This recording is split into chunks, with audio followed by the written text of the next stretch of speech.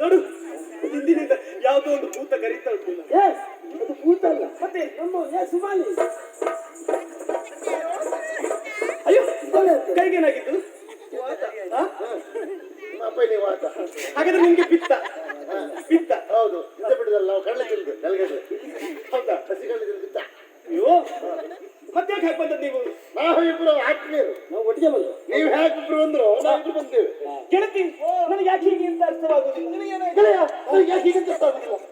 ಇಲ್ಲಿಯವರೆಗೆ ವಾತಾವರಣ ಸರಿ ಇತ್ತು, ಇಲ್ಲಿ ವಾತಾವರಣ ಸರಿ ಇತ್ತು, ಈಗ ಬದಲಾಯ್ತಲ್ಲ. ಯಾಕೆ? ಹಾಗಲ್ರಿ, ಯಾವುದೋ ಒಂದು ಹೊಸ ಭಾವ ನನ್ನ ಮನಸ್ಸಿನಲ್ಲಿ ಮೂಡುತ್ತಾ ಇತ್ತು. ಭಾವ ಬಂತೇನೆ. ಯಾರ ಅಕ್ಕನ ಗಂಡನ? ಅಲ್ಲ, ಒಂದೊಂದು ಸುಧಾರಿಸೋದೇ ಕಷ್ಟ. ಎರಡೆರಡು ಒಟ್ಟಾದ್ರೂ ಯಾಕೆ ಈ ಭಾವ? ನನಗೂ ಅದೇ ಭಾವ. ಎಲ್ಲೆಲ್ಲೂ ಭಾವ. ಇಲ್ಲೂ ಅಲ್ಲೂ ಭಾವನೆ, ಇಲ್ಲೂ ಉಂಟು ಉಂಟು ಆಗಿಂದ. ಹಾಗಲ್ರಿ, ಯಾಕೆ ಗೊತ್ತಾ, ನನ್ನ ಜೀವನದಲ್ಲಿ ಮದುವೆ ಎನ್ನುವಂತ ಸಂಸ್ಕಾರ ಆಗುದಿದ್ರೆ ಒಬ್ಬನಲ್ಲಿ ಆಗಬೇಕು ಅಂತ ಆಸೆ ಈಗ ಹುಟ್ಟುತ್ತಾ ಇದೆ. ಹೌದು, ನಿರ್ಧಾರ ಮರ. ಅಂದ್ರೆ ಒಬ್ಬರನ್ನೇ ಆಗ್ಬೇಕು ಅಂತ ನಿರ್ಧಾರ. ನೀ ಹೇಳೋದು ಎಷ್ಟು ಜನರಾಗಬೇಕು ಅಂತ ಎಲ್ಲವೂ ನೀನು ಯಾವ್ದಾದ್ರು ಹುಡುಗಿ ಇಷ್ಟಪಟ್ಟರೆ ನಾನು ಅವಳ ಹತ್ರ ಹೇಳ್ತೇನೆ ಎಷ್ಟು ಜನರಾಗಬೇಕು. ನೀ ಹೇಳುದಲ್ಲ, ಅವಳ ನಿರ್ಣಯ ಮಾಡೋದು. ಅವಳ ನಿರ್ಣಯ ಮಾಡೋದು. ಅವ್ರು ಇವರು ಹಾಗೆ ನಿರ್ಣಯ ಮಾಡಿದ್ದಾರೆ. ಮನದ ಭಾವನೆಯನ್ನು ಕೇಳೋದಕ್ಕೆ ಮುಂದಾಗುತ್ತಾ ಇದ್ದೀರಾ? ಹೇಳ್ಬೇಕು ಅಂತ ನನಗೂ ಕೇಳಬೇಕು ಅಂತ. ಅದು ಅದು ಇದಲ್ಲ, ಇದು ಯಾವುದು? ಅದಲ್ಲ, ಇದೇ ಬೇರೆ, ಅದು ಬೇರೆ. ಇದು ನಾಚಿಕೆ. ಹೆಣ್ಣು ಮಕ್ಕಳಿಗೆ ನಾಚಿಕೆ ಎನ್ನುವಂತಹ ಬೇಲಿ ಎತ್ತರವಾಗಿರ್ತದೆ. ಆಕಾರಕ್ಕೆ ವಿಕಾರಕ್ಕೆ ಒಟ್ಟಿಗೆ ಉದಾಹರಣೆ ಸಿಗ್ತದೆ. ಇದು ಆಕಾರವಾದ, ಅದು ವಿಕಾರ. ಇದು ಆಕಾರವಾದ್ರೆ ಅದಾಗುದಿಲ್ಲ, ಅದೇ ಹೇಗಾಗ್ತದೆ? ಆಗುದಿಲ್ಲ. ನಾಚಿಕೆ ಎನ್ನುವಂತ ಬೇಲಿ ಎತ್ತರವಾಗಿರ್ತದೆ. ಖಂಡಿತ ಯಾವ ಕಾರಣಕ್ಕೂ ಹೆಣ್ಣು ಆ ಬೇಲಿ ದಾಟಲೇಬಾರದು. ಎಲ್ಲಿಯಾದ್ರೂ ದಾಟಿ ಆ ಕಡೆ ಹೋದ್ಲು ಅಂತಾದ್ರೆ ಮತ್ತೆ ಹಿಂದಿರುಗಿ ಬರುವುದಕ್ಕೆ ಸಮಾಜ ಒಪ್ಪುವುದಿಲ್ಲ. ಖಂಡಿತ ಗಂಡು ಮಕ್ಕಳಿಗೆ ಹಾಗಲ್ಲ ನೋಡಿ, ಬೇಲಿ ಸಣ್ಣದಿರ್ತದೆ. ಯಾವಾಗ ಬೇಕಾದ್ರೆ ಈ ಕಡೆ ಯಾವ ಬೇಕಾದ್ರೆ ಗೊತ್ತಾಯ್ತಾ ನಿನಗೆ? ಹಾಗಾಗಿ ಹೇಳಿಕೊಳ್ಳುವುದಕ್ಕೆ ನಾಚಿಕೆ ಎನ್ನುವಂತ ಬೇಲಿ ಅಡ್ಡವಾಗಿ ಬರ್ತಾ ಇದೆ. ಅರ್ಥವಿಸಿಕೊಂಡೆ ಅಂತ ನೋಡಿ, ಗೊತ್ತಾಯ್ತಾ? ಆದ್ರೂ ಈಗ ಹಿರಿಯವರ ವಿಷಯ ಮುಟ್ಟಿಸಬೇಕು ಅಂತಾದ್ರೆ ಹೇಳಲೇಬೇಕು ಅನಿಸಿಕೆಯನ್ನು. ಕೊಳದಲ್ಲಿರುವಂತ ಕಮಲ ಅರಳಬೇಕು ಅಂತಾದ್ರೆ ಸೂರ್ಯರಶ್ಮಿ ಸೋಕಲೇಬೇಕು. ನೀವು ಬಂದದ್ದೇ ಬಂದದ್ದು.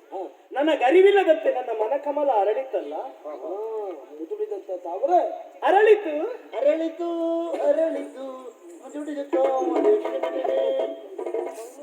ನನ್ನನ್ನು ಕಂಡಾಗ ಪ್ರಥಮ ನೋಟದಲ್ಲಿ ನನ್ನನ್ನು ವರಿಸ್ತಿ ಅಂತ ಕೇಳಿದವರು ನೀವು. ಹಾಗಾದ್ರೆ ನಿಮ್ಮ ಪ್ರೀತಿ ಎಷ್ಟು ದೃಢವಾದುದು ಎನ್ನುವುದನ್ನು ಪರೀಕ್ಷಿಸಬೇಕು ಅಂತಾದ್ರೆ ಖಂಡಿತ ನಾನೊಂದು ಪ್ರಶ್ನೆಯನ್ನು ಇಡ್ತೇನೆ. ಬಹಳ ದಿನ ಪ್ರೀತಿ ಮಾಡಬಾರ್ದು. ಬಹಳ ದಿನ ಪ್ರೀತಿ ಮಾಡಿದ್ರೆ ಅನುಮಾನಗಳು ಹುಟ್ಟುಕೊಳ್ತಾ ಹೋಗ್ತದೆ. ಪ್ರೀತಿ ಮಾಡುವುದು ಯಾರು? ಪ್ರೀತಿ ಮಾಡಬೇಕು, ಆ ಕ್ಷಣಕ್ಕೆ ಮದುವೆ ಆಗಬೇಕು. ಹೌದಾ? ಸರಿ, ಹಾಗಾದ್ರೆ ಎಷ್ಟರ ಮಟ್ಟಿಗೆ ಪ್ರೀತಿ ಉಂಟು ಎನ್ನುವುದನ್ನು ಪರೀಕ್ಷಿಸುವುದಕ್ಕಾಗಿ ನೀವೇ ನಾನು ಹೇಳದಿದ್ರು ನಾನು ಯಾರು, ನನ್ನ ಹೆಸರೇನು, ಯಾವುದು, ಯಾಕಾಗಿ ಬಂದಿದ್ದೇನೆ ಎಲ್ಲವನ್ನು ತಿಳಿದು ನಮ್ಮ ನಾಡಿಗೆ ಬಂದು ಅಪ್ಪನಲ್ಲಿ ವಿಚಾರ ಹಾಗೆ ಹೇಳಿದ್ರೆ ಹೇಳ್ಬೇಕಾ? ಬೇಡ, ಪರಿಚಯ ಹೇಳುವ.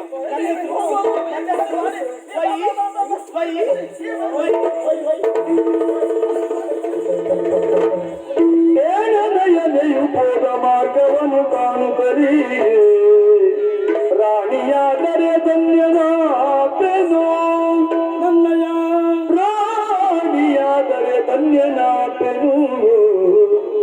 ನೊಸದೊಳಗೆ ವಾರಿ ವಲ್ಲಭ ಇವನ ಹೆಸರ ಬರೆದಿರಲು, ವಾರಿ ವಲ್ಲಭನಿವಳ ಹೆಸರ ಬರೆದಿರಲೆನುತ ಸಖ ಕೊರೆದ.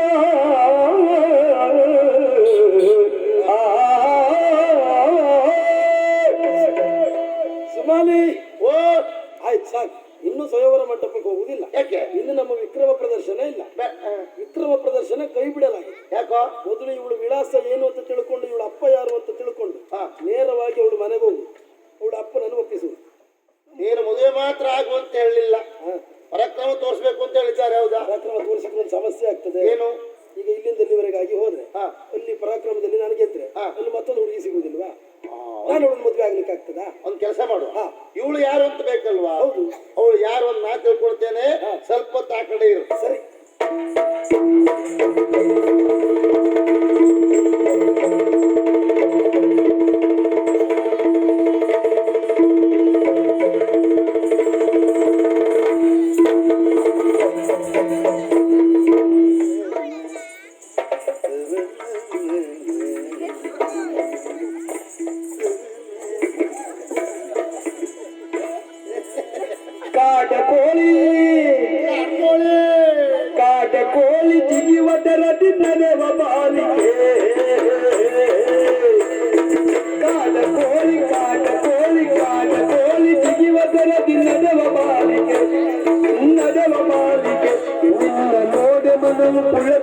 ಪುಳಕವಾಯಿತು ಸ್ವರ್ಗ ಮೇಲಕ್ಕೆ ನಿನ್ನ ನೋಡೆ ಮನವು ಪುಳಕವಾಯಿತು ಸ್ವರ್ಗ ಮೇಲಕ್ಕೆ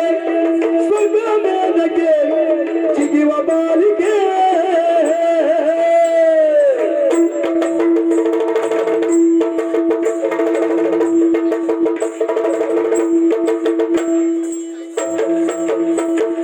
ಜೋಡಿಯಾಗಿ ನಲಿವ ನಾವು ಚಿಗರ ಎಂದರಿ ನಲಿವ ಚಿಗರ ಎಂದರಿ ಮತ್ತೆ ಕೂಡಿ ಬಾಳಲು ಸುರ ನಿನ್ನ ವಿವರ ಬೋಳಲಿ ಕೂಡಿ ಬಾಳಲು ಸುರ ನಿನ್ನ ವಿವರ ಬೋಳಲಿ ಕಾಡಗೋಳಿ ಜಿಗುವದ ದಿನದ ಬಾಲಿಗೆ ನಿನ್ನ ನೋಡ ಮನವು ಭಾಗವಾದು ಸರ್ವ ಮೇಲಕ್ಕೆ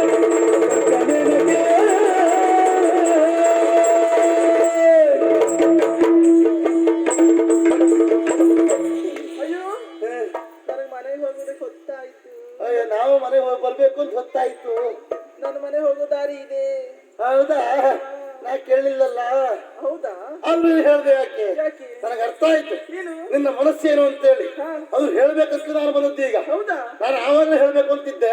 ನಿನ್ನ ಗೆಳತಿ ಇದ್ಲಲ್ಲ, ಸ್ವಲ್ಪ ಸಂಕೋಚ ಆಯ್ತು, ಹೇಳು ಸರಿ ಅಂದ್ಕೊಂಡಿತ್ತು. ಹೌದಾ? ಸತ್ಯ ಹೇಳ್ತೇನೆ ಕೇಳು. ಎಷ್ಟು ಚುರುಕು ಮಾಡ್ತೇನೆ ನೀನು. ಹೌದಾ? ಬಹಳ ಚುರುಕು. ಒಂದ್ ಜಾತಿ ಕಾಡು ಕೋಳಿ ಇದ್ದಾಗೆ. ನಿಮ್ಗೆ ಉದಾಹರಣೆ ಕೊಡ್ಲಿಕ್ಕೆ ಬೇರೆ ಯಾವ್ದು ಹೊಂದ್ಕೊಳ್ಳಿ ನೀವು. ಕಾಡು ಕೋಳಿಯ ಊರ್ ಕೋಳಿಯ ಹಾಗೆಲ್ಲ ಆ ರೀತಿ ಓಡ್ತಾ ಇದ್ದಿ ಅಂತ ಹೇಳಿದ್ದ. ಅವು ಹಾಗೆ ಮನುಷ್ಯನ ಕಂಡ್ರೆ ಸಾಕು ಓಡುದವು.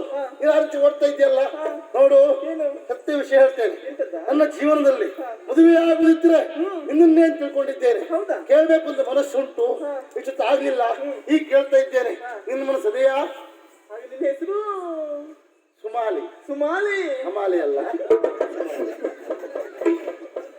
ಸುಮಾಲಿ. ಹೌದು. ಒಂದು ಮಾತು ಹೇಳಿ. ಕಲಬಗಮನವನ ಸಕಲೆ ನಿನಗೆ ನಮನವೋ. ಓ ಸುಮಾಲಿ, ಏನೇ ನಿನ್ನ ಹೆಸರೇನೇ? ಮೊದಲಾಗಿ ವಂದಿಸಿಕೊಳ್ತಾ ಇದ್ದೇನೆ. ಒಳ್ಳೆದಾಗಲಿ. ನಮಸ್ಕಾರ. ಒಳ್ಳೇದು. ನಮಸ್ಕಾರ. ಒಳ್ಳೇದು. ನಮಸ್ಕಾರ. ಯಾಕೆ ಹೆಚ್ಚಾಯ್ತಲ್ಲ? ಹಾಗಲ್ಲ, ಮತ್ತೆ ಪ್ರಥಮ ನೋಟದಲ್ಲಿ ನಾನು ಸೋತೋದವಳೆ. ಹೌದಾ? ಹೌದಪ್ಪ. ಆ ಕಡೆಯಲ್ಲಿ ಸನ್ನೆ ಮಾಡ್ತಾ ಇದ್ದೀರಿ.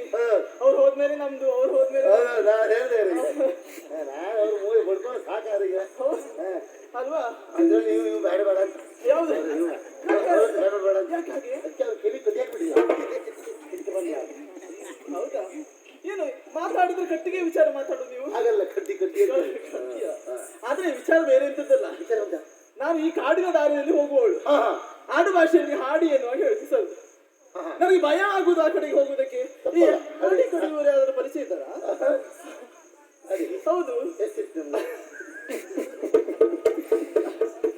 ಭಯ ಆಗುದು ರಾತ್ರಿ ಮನೆ ತುಂಬ ಇರಬಾರ್ದು. ಇದು ನನ್ನ ಹೆಸರು. ಹೆಸರೇನು? ನನ್ನ ಹೆಸರು ಪಾರು. ಪಾರು? ಪಾರು. ಪಾರು ನನ್ನ ಹೇಳುವುದೆಲ್ಲರು ಕರುಣೆಯ ತೀರು ನಮ್ಮನೆ ಪಾರು. ನೀ ಆ ಪಾರ್ವಾ?